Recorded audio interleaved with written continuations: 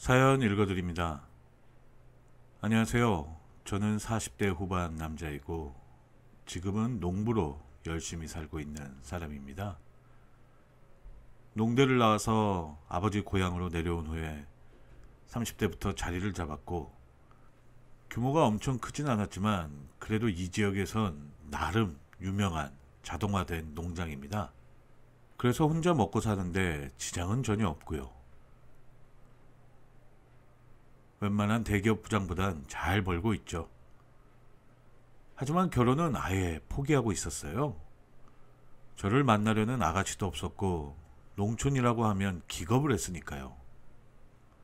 아무래도 혼자 살 팔자라고 생각하고 살았죠. 그때 마침 미국으로 이민 간 친구에게 연락이 온 겁니다. 마침 한국에 왔으니 얼굴 한번 보자고 하더군요. 보통 그런 친구가 오면 이 사람 저 사람들이 다 같이 모이잖아요. 저랑 비슷한 생각인지 이민 간 친구들의 지인들도 몇 명 모여 있더군요. 그런데 그 자리에 있는 여성 중에 한 분이 제 눈에 쏙 들어왔습니다. 참 평범해 보이는 여성인데 굉장히 단정하고 말투에 기품이 있어 보였어요.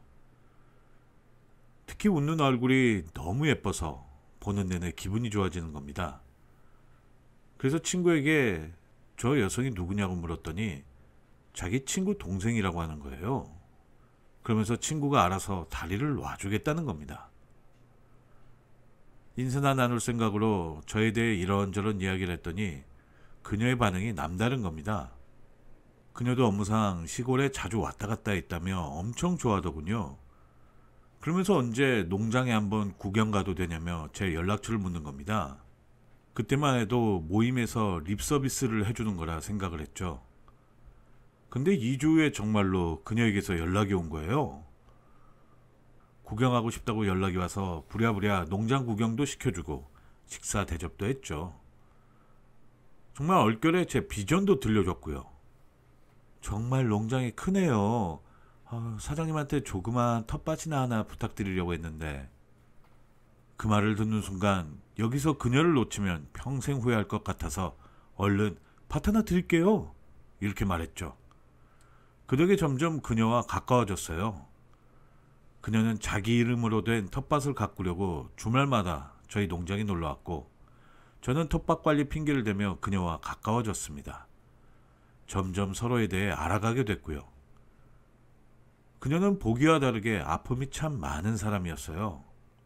엄마는 잔병치레가 많아 늘 골골대셨다고 했고 아빠는 도박 중독자라서 매번 문제만 일으키고 있다는 겁니다. 그래도 하나 있는 남동생 잘 되게 해주려고 노력하고 있다는 겁니다. 한마디로 말해 집안을 이끄는 가장인 거죠. 그런 그녀의 아픔을 진심으로 위로해줬고 점점 우린 연인이 되었습니다. 그리고 그녀의 집에 인사를 드리러 간 날이었어요. 이미 여자친구의 집안 사정을 잘 아는 터라 마음의 준비는 하고 갔지만 생각보다 더 열악하더군요. 어떻게 이런 환경에서 여자친구처럼 똑똑하고 능력 있는 사람이 자랐을까 궁금했습니다. 예비 장모님은 한눈에 봐도 아파 보였고 예비 장인어른은 저를 연신 위아래로 훑어보는데 뭔가 불안해 보이는 눈빛이었어요. 장모님은 그저 제 손을 잡고 잘 부탁한다는 말씀만 하셨고 식사를 가볍게 하고 집 밖으로 나오는데 장인어른이 쫓아나오시더니 아이 나랑 친하게 지내자고 그러면서 꼬깃꼬깃한 10,000원 한 장을 차비하라고 주시는 겁니다. 한눈에 봐도 지저분했지만 그래도 예비 장인이 주는 용돈인데 거절할 수가 없더군요. 그렇게 결혼 절차가 이루어지고 드디어 우린 결혼했어요. 아내는 서울 직장을 그만두고 시골로 내려왔고요. 처남도 주말이면 내려와서 일손도 돕고 함께하는 시간이 많아졌죠. 자연스레 주말마다 농장에선 삼겹살 파티도 열게 되고 처남이 하루 묵었다 가게 되는 일상이 이어지더라고요. 아내도 그걸 즐겼고요. 그러다가 하루는 어머니가 사돈 총각이 주말에 오니까 괜히 서울에 있는 안사동 건강이 걱정된다. 다음 주엔 너가 며느리 데리고 서울에 좀 다녀오거라. 누가 봐도 어머니 말씀에 일리가 있었습니다. 알코올 중독 장인이 장모님을 잘 돌볼 리가 없었으니까요. 그래서 아내에게 주말에는 서울에 다녀오자고 했죠. 그동안 제가 생활비를 처가해 드렸습니다. 조건은 간단했어요. 한 달에 한 번 장인어른 약물치료와 장모님의 통원치료였습니다. 그걸 감시하는 게 처남이 할 일이었고요. 자랑 같긴 하지만 제가 생활비를 대드리니까 가능했던 이야기입니다. 어쨌든 장모님은 병원에 다니면서 처방받은 약을 꾸준히 드셔서 그나마 상태가 호전된 것 같긴 한데 장인어른은 여전히 도박에 손을 대는 것 같더군요. 몇 번이나 주의를 드리고 신신당부를 했죠. 하지만 우려했던 사건이 생겼어요. 농장에서 일하고 있는데 건장한 체격의 남자들이 껄렁껄렁한 모습으로 찾아온 거예요. 그러더니 장인어른 이름을 대면서 당신 장인이 판돈을 떼어먹고 도망쳤어. 어떡할 건데? 칼만 안 들었지 거의 강도더군요. 일단 도박빚은 갚아줄 테니 나중에 이야기를 하자고 건달들을 돌려보냈죠. 그리고 경찰서에 신고를 했습니다. 경찰은 일단 물질적이나 신체적인 피해가 없으니 다음에 그놈들이 또 오면 바로 신고해달라고 하더군요. 덕분에 CCTV만 더 설치해서 만일을 대비했습니다. 혹시나 그놈들이 신체적인 접촉을 하면 증거 자료로 쓰려고요. 근데 엎친 데 덮친 격으로 기계 설비를 늘리면서 은행 대출을 받았는데 소문이 이상하게 나버린 거예요. 농장 사장이 은행 대출을 받아서 도박하고 다닌다. 이렇게요. 동네에 소문이 나기 시작하니까 여기저기서 우려하는 사람들이 생기니 점점 기가 막히더군요. 그렇다고 일일이 해명할 수도 없고 아주 미치겠더군요. 그런데 장인어른과 악연은 여기서 끝난 게 아닙니다. 어느 날 갑자기 나타나서 자신은 이제 정신 차렸고 우리 농장에서 일하며 살겠다는 거예요. 그래서 서울에 있는 집을 정리하겠다는 겁니다. 사실 그 이야기를 진작에 했었거든요. 차라리 다 같이 시골 내려와서 살자고 처음에 제가 제안을 했었어요. 그때는 온갖 핑계를 대며 거부하더니 이제 도박빚에 더 뜯어먹을 거 없나 기웃거리는 하이에나처럼 보였습니다. 그래서 저는 거절했죠. 그랬더니 장인어른은 너무한 거 아니야? 계속 이러면 섭섭해. 저는 확실하게 선을 그어버렸죠. 정말 모진 말이었지만 그만큼 그땐 저도 절박했습니다. 애물단지 장인어른만 없으면 우리 가족이 행복할 것 같은데 자꾸 여기저기 사고치고 다니는 장인어른이 너무나도 미웠거든요. 그래서 아예 속에 있는 마음을 쏟아버렸죠. 저 장인어른이 무슨 타짜예요? 타짜는 돈이라도 벌죠. 장인어른은 그냥 호구 아닙니까? 그 덕에 저랑 아내 꼴이 이게 뭡니까? 그동안 쌓인 게 너무 많다 보니 저도 막 터져 나왔어요. 그 말에 장인어른은 모든 걸 체념했는지 미안하네 이러면서 가버리셨습니다. 솔직히 그때만 해도 속이 다 시원하더군요. 알터니가 빠지는 느낌이었습니다. 그리고 장인어른 이야기는 아내에게 하질 않았어요. 괜히 장인어른 왔다 가셨다고 이야기해봤자 아내가 신경만 쓸 것 같아서 저만 아는 비밀로 묻어줬죠. 그리고 2달 정도 지나서 장모님이 서울집을 싹 정리하기로 했습니다. 아예 모시고 와서 살려고 했죠. 아내는 잠시나마 엄마랑 같이 있겠다며 서울로 올라갔었고요. 근데 갑자기 경찰에게 전화가 온 거예요. 그러면서 경찰이 하는 말이 아내분께서 사망을 하셨는데요. 라는 말을 해주는 겁니다. 처음엔 이게 뭔 소리인가 싶었는데 경찰이 아내의 신원을 정확히 말해주자 너무나도 놀라서 그 자리에 풀썩 주저앉았습니다. 그리고 병원에 가는 내내 이건 아닐 거야. 신원조회가 잘못된 걸 거야. 모든 걸 부인하며 병원에 가서 시신을 보니까 정말 아내가 맞았습니다. 세상이 무너지는 기분이 들더군요. 사랑하는 내 아내를 이렇게 허망하게 보낼 줄은 꿈에도 몰랐습니다.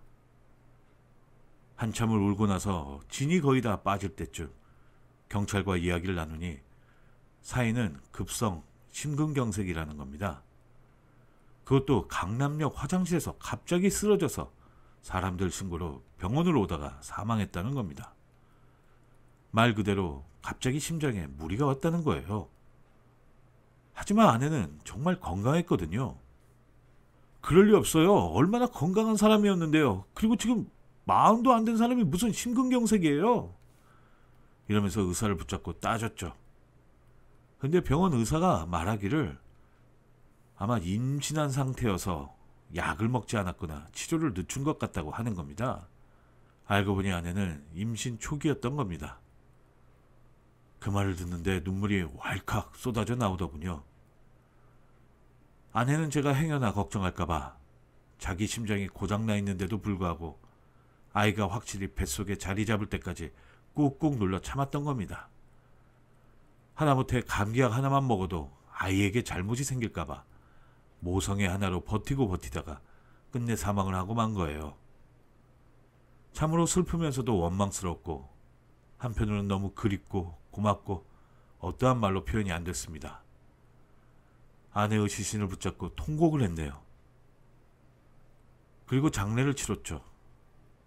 장례식 내내 비통했습니다. 근데 눈물이 말라버려서인지 더 이상 눈물이 나오지도 않고 그냥 계속 멍하니 아내의 얼굴만 떠올랐습니다. 어디서 소식을 들었는지 장례식장에 오신 장인어른도 아내 영정 앞에서 한참을 울기만 하셨어요. 그리고 내비 자격 없다며 그냥 가시더군요. 그래도 밥이라도 드시고 가라고 했더니 자식보다 오래 사는 애비가 무슨 자격으로 밥을 먹겠나 이러면서 가시더군요. 솔직히 계속 계셔도 불편했을 것 같아서 가시는 게 낫겠다는 생각도 들었어요.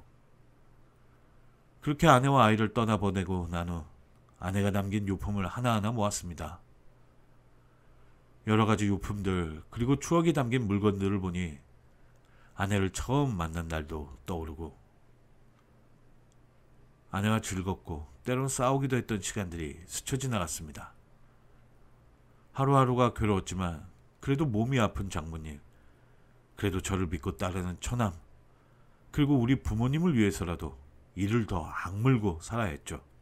하지만 은행빚 내며 투자한 자동화 기계가 제대로 작동도 안 하고 원래 계약했던 거래처가 부도내며 정산도 못 받고 이래저래 돈에 쪼들리며 점점 저도 버거워지더군요.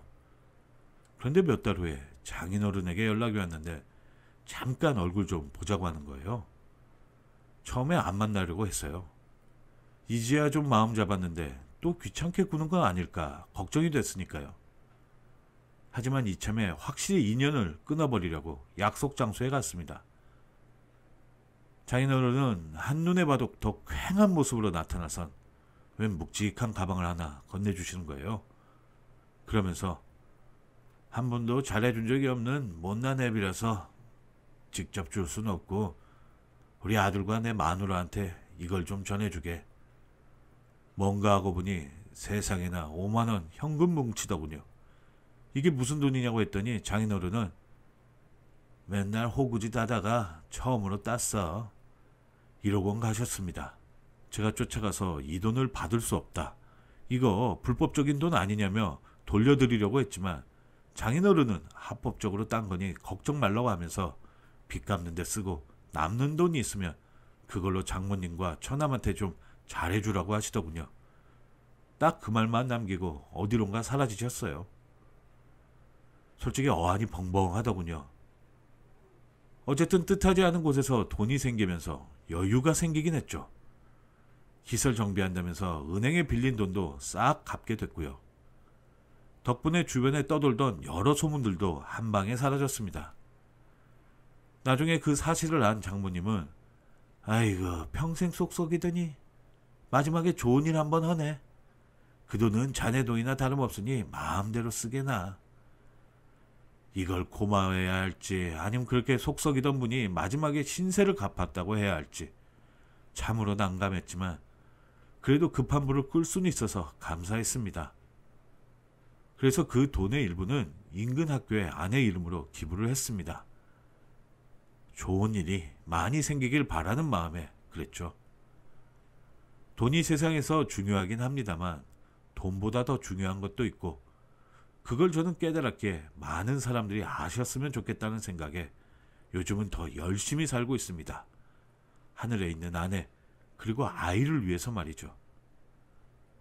지금도 처남은 저희 농장에서 일을 하고 있고, 장모님도 점점 기력을 되찾고 계시고, 저희 부모님과 같이 잘 지내고 계세요.